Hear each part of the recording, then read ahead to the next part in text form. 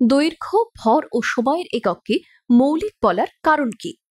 এই তিনটি রাশির একক একে অপরের থেকে স্বাধীন।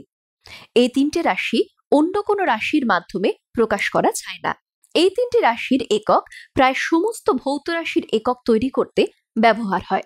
এই কারণের জন্য দৈর্ঘ্য, ভর ও সময়ের এককগুলি হল মৌলিক বা প্রাথমিক একক। লব্ধ একক কাকে বলে? যেসব একক তৈরি করতে এক বা একাধিক মূল এককের সাহায্য নিতে হয় তাকে লব্ধ একক বলে।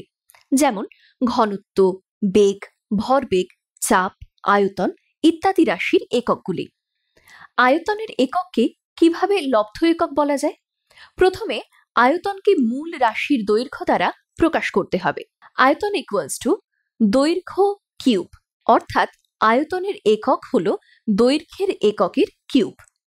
কারণ দৈর্ঘ্য হলো মূল রাশি এবং দৈর্ঘ্যের একক হলো মূল একক, তাই আয়তনের এককটি হলো একটি লব্ধ একক। আয়তনের এসআই একক মিটার কিউব এবং সিজিএস একক সেন্টিমিটার কিউব। একক প্রকাশ করার দুটি বিশেষ পদ্ধতি রয়েছে, এসআই একক পদ্ধতি এবং সিজিএস একক পদ্ধতি। এসআই স্বীকৃত মৌলিক রাশি ও মৌলিক একক সমূহ। দৈর্ঘ্যের একক মিটার, তার চিহ্ন এম।